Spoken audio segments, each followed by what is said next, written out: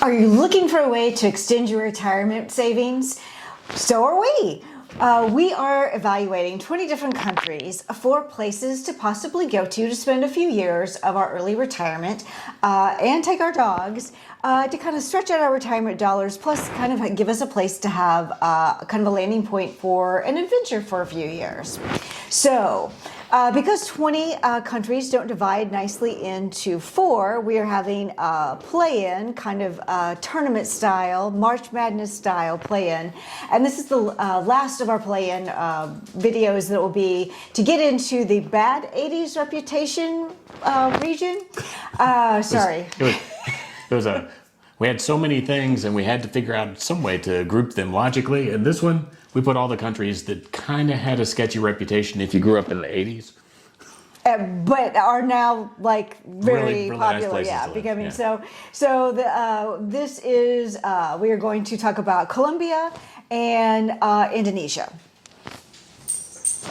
So just kind of give it a little overview, and if you want more details about how the 7 different areas that we're using to score this, I will leave a link in the description area below that gives like the details of the video that has kind of like explanation of how we're doing this. Obviously, this is based on what we're looking for in a retirement country, and it also includes getting our dogs there. So first off. So Indonesia is like 17,000 islands in Southeast Asia. 17,000? It's a lot. It's a lot of islands. So from Jakarta to Bali, lots of different regions with different languages, different cultures, a lot of different ways you can go. So not one standard language like a lot of countries have. It's going to be warm because it's out there in the ocean, and it's going to be very warm and not a lot of high places to go to kind of get away from the heat. Very economical, and in some regards can be very safe and very welcoming to expats. Now, Colombia, on the other hand, I know Colombia, right? That's what we thought too, and then we started here. And that's what our friends thought when you talk about Colombia. They go, "Well, Colombia." What? Because all our friends are Gen Xers. So we started hearing about like Medellin, which is like an eternal spring, but there are some really great places in Colombia, and Colombia's done a great deal to kind of get things under control and safe, and obviously they speak Spanish, but there's a good deal of English spoken, and a lot of the bigger cities have a good amount of expats around, so a lot of people have kind of taken to English because there's a lot of British and Americans, Canadians, and Australians, so some version of English spoken and there's a good amount of expats, and it has a lot of different terrain, so from like islandy, warm coast stuff up to the mountains, which Medellin has like a nice, like, well, they call it eternal spring, so it's like got a very nice all year round kind of places to go. So those are the 2 we're looking to evaluate. Yeah. So those are the ones playing in today. Yes. Now, if you've watched previous videos, you know that we've got a set of criteria that we're ranking everything by. Each of those has a little bit of a sub-criteria. I'm not going to go through all of them, just kind of talking generalities here as we go through it right now. The first criteria that was really important to us that we always start off with is the medical services. Do they have hospitals that are as good as the ones that we have here in Raleigh, North Carolina? Which is a pretty high bar, so a lot of places don't match. Right. It's going to be hard to meet the medical triangle level. So everything is there's no 10s. There's no way to get a 10 on that. Can we get insurance, or is insurance even something that you should care about in this country? And whether our medications are available are kind of the sub criteria that we're thinking about as we go through this. When we're looking at Indonesia, it is, because it's kind of scattered out, as she just explained, things can be a little bit inconsistent, and there are going to be fewer services. The hospitals are not as good there. You can find decent ones. You can find private hospitals. They're relatively decent. The social safety net is pretty good. You can get health care. The healthcare just doesn't tend to be at the same level of excellence that I guess that we've grown used to here in the Triangle. So it's a very mid-range kind of country on our rating scale. Colombia, on the other hand, does have a very good medical system. They've I don't know, maybe it was because of all the gunfights or something that happened. I have no idea why it's good. It got them good at some stuff. So yeah. their medical care is is a lot better than what you might think. It's quite good. So I'm sure I'm going to get blasted in the comments from anybody who's from Colombia. Right. Sorry. Feel free. It's because of the movies. Don't blame me. We are, we did grow up in the '80s, so you're way cooler now. Yeah, so I can get all my medications. The hospitals are pretty good. The insurance is affordable. It's much more affordable than it would be here in the States to pick that up. So they get a really high score for the medical services and forge right into the lead, right out of the gate with, it's not even close really when you compare the two of these. Now, the next criteria that we've got is we call dependable infrastructure. And what we're thinking about when we think there are how good are the roads, how good are the utilities? Do you lose power part of the time? Or is your high-speed internet pretty consistent and pretty stable? And that has nothing to do with pricing on that. This is just how good is all of this stuff? Right. How much is it going to impact your life? Pricing comes later. Right. Transportation to and from is easy to get there and is easy to get out of and to other places because we want to travel. So we'd really like a place that we can get into and out of easily. And then one of the big ones that we kind of added in posthumously because of the places we were looking at was something called water. How potable is the water? Are you drinking out water bottles or are you going to fill your glass out of the tap? Right.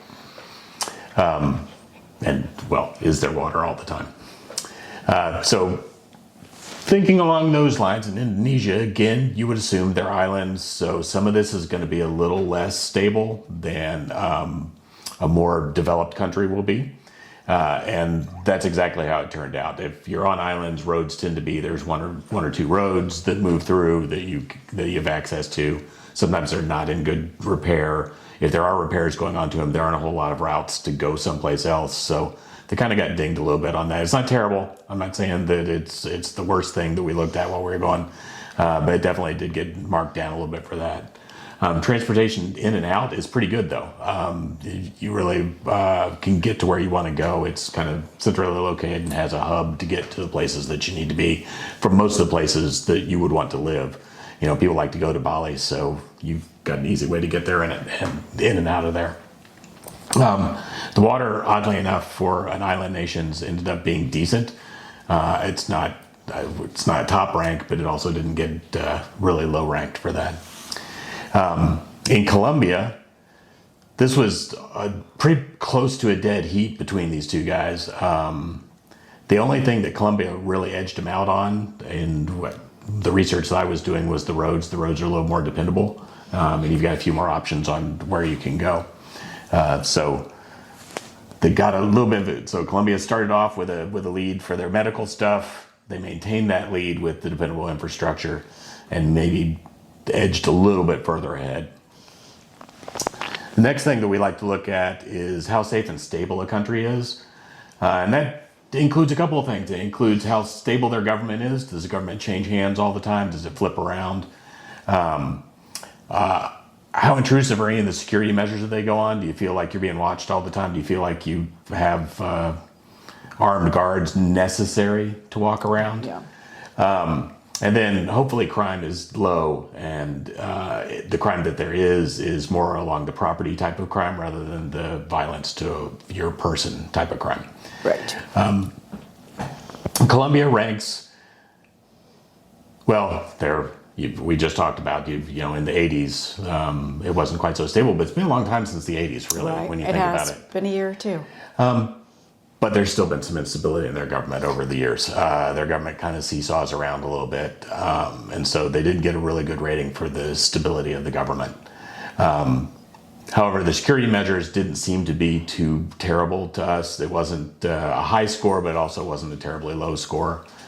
And the crime, and this is kind of hit or miss. We gave them a mid type of score on this, but we gave them that score because of things that we heard about various different regions there. I think really in most places, if you're smart, you're probably going to be fine. But we give them a mid score because there is some crime that's going on. It tends not to be of the type that is violence toward a person unless you put yourself in a position where you're going to get into that kind of trouble, and that can happen anywhere in the world. That's not just that's not just Colombia. Indonesia, also their government tends to flip around a little bit, not quite as much as what I was seeing from when I was looking into the Colombia. So gave them they gained a little ground on the government being stability, and their crime is lower, and that crime tends to be mostly property crimes. So they made up some ground there as well. So here they coming up from behind, catching up. Their next criteria is food and drink. It's big for us. We like to, you may be able to tell, we like to, we don't miss meals, and we like to go out to nice restaurants. Yeah. This is going to be tough competition because both these foods I really, really like. So this is going to be hard to see who comes out with the top food. Yeah, and when Indonesia has really good restaurants, not just Indonesian type of food, but because they've started to get more expats, more tourists, that kind of stuff, they've got a large variety of food as well. Right. So the local cuisine is excellent, and the upscale dining that you can get to is excellent as well. They scored really highly on that. Colombia, I was surprised. They've really got all the ratings I was seeing were really good on, especially for their upscale dining options in places like Medellin. Yeah. Is plentiful and good. And they're becoming very kind of known as like the artsy and food kind of go together. Yes. So especially in some of the spots that are attracting expats, I think we tend to throw our money at food and art and music a lot of times too. So that did surprise me that they were not just regional food but also a variety of food too. So the food. Good. Sounds really great in both places. Well, I got to say, the Colombia surprised me on a lot of things. I really didn't. We're in the region that had a bad reputation, so that was what I went in with, and was surprised almost at every turn about what's going on in Colombia. Now, turning to we've talked about food and the groceries. We didn't actually talk about that. The groceries are affordable in both places. Neither one of them is head and shoulders better in pricing for groceries than we've got here. But now let's turn our attention a little bit to the general temperature and natural disaster risk, severe weather kinds of things.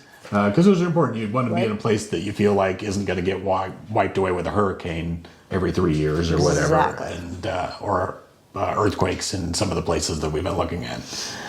So the temperature, as we kind of talked about previously, in Medellin can be really beautiful. Some of parts of Colombia can be kind of hot, but if we're trying to find Charlene's perfect temperature range, Medellin falls right into the exact temperatures that she's comfortable for. Does indeed. So it got a pretty high rating for that purpose. Also, relatively low natural disaster risk, not a whole lot of danger of a hurricane coming through or hitting, especially if you're up in the mountains. You might get some earthquakes. I think I read something about earthquakes. I'm going to leave it in. You might get some earthquakes.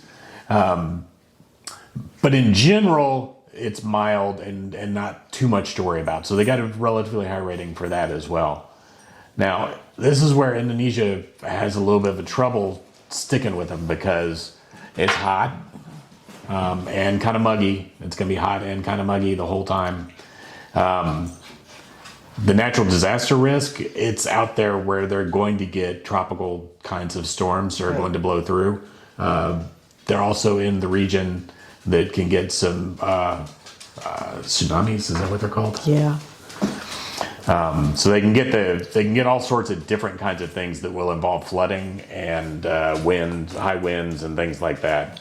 So they're pretty low rated. They're one of the first ones that we've talked about so far in our competition so far that has gotten one of our reds rated scores when we drop down into the 3s and that sort of thing. So it's a little risky there. Yeah, a little risky, and I'm feeling bad for them. They're starting to fall behind. Colombia is really starting to pull ahead. But let's move now to social factors.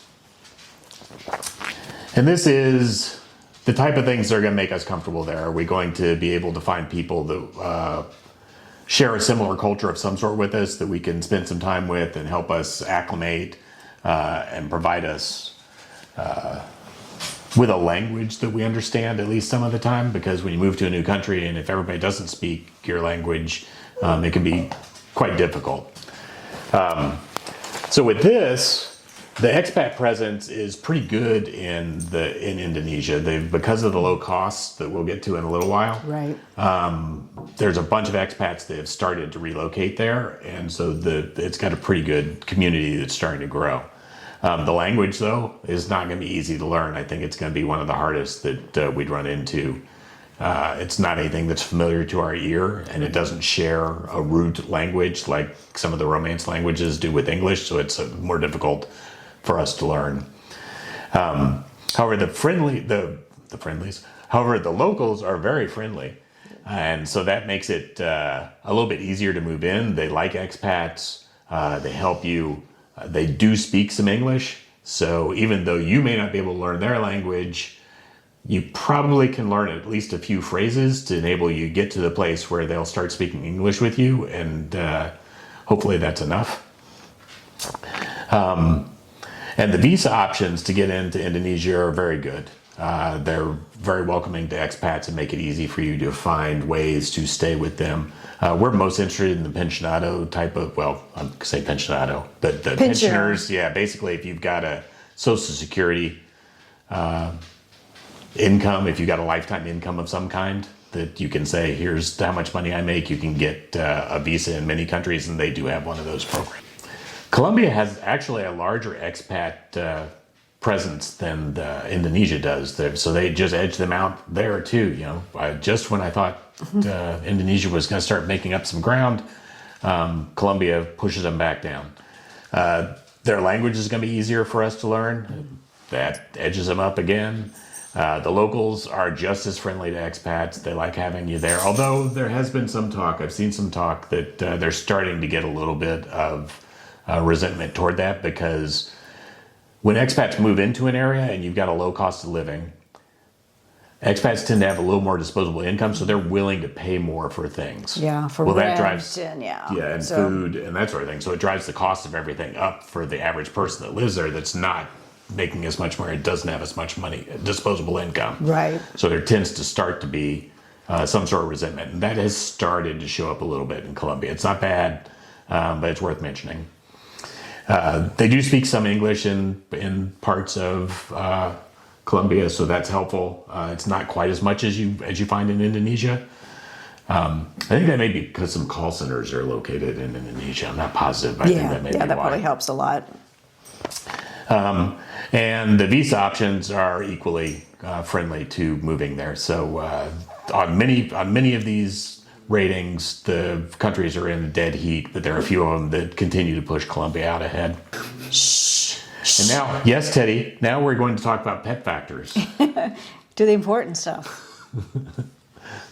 All right, so one of the other really important things for us is pet factors. How easy is it to get your pets there?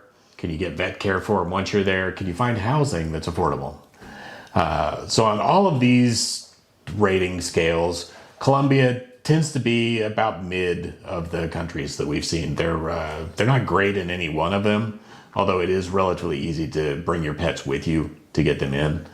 But other than that, there's nothing really that stands out. But Indonesia, it's hard to give them a high rating for a lot of these things. Yeah, they blew it in the pet pet category. So it's further to get to. It's hard to get pets in. While we were researching it, we discovered that Bali won't even let you bring your animals there. And then others have like a 14-day quarantine where the dogs are away from you. Away from you. It's 14-day quarantine at the airport. Yeah, so a lot of, almost really knocked them out of contingency there. Yeah. So well, they don't seem to like pets or be as willing to have them in the house as well too. Maybe they let them run around outside or something. It was harder to find when I was looking for housing and that sort of thing. It was more difficult to find ones that would allow you to have pets there. So really, they took it in the nose on that one. Yeah, really. Like everything that was close, that just totally caused them to slide out of the. It's a whole category. So you can't blow a whole category, and as close as the competition is for these different countries. Well, unless you can really blow the other country out of the water in Something one of the else, other yeah, categories. something else that's like perhaps important. cost of living. Right. Right. Indonesia's cost of living is extraordinarily low. When we were looking at everything from the cost of the food that you eat to the place that you live to the vehicle that you operate, everything is lower Yeah. than it is here, or at least on par with where we are here. The vehicle operating is about the same as it would be here. But it was amazing how cheap everything was when I was looking at it. You can live like a king for very little. Which is definitely why I think the expats have been drawn to that area. You So can't live with your dog. right, you just can't bring your dogs. Which right now that's a big part of So later they might be a good place to visit when the dogs won't be with us forever. So yeah, they were super high rated on that. And as I was doing it, I'm thinking, well, that's a pretty good thing. It's gonna be hard for Colombia to keep up, but Colombia is one of the least expensive places in South America. Yeah. And so they weren't as highly rated on any of these scores, but they were pretty close. It was not that far off. So even though Indonesia made up a lot of ground on that particular score, they didn't make up enough to get, they didn't blow Colombia completely out of the water. Like Colombia blew them completely out of the water with the pet factor stuff. Right. That didn't happen with cost of living, so it wasn't enough. And Colombia is the country that will be moving on into the next round. To play Mexico. I know this time. We did our homework this time. So they will go on to compete with Mexico. So, all right. Is that all? That's all I've got. Okay. So thanks for watching. And until next time, live your truth and live well.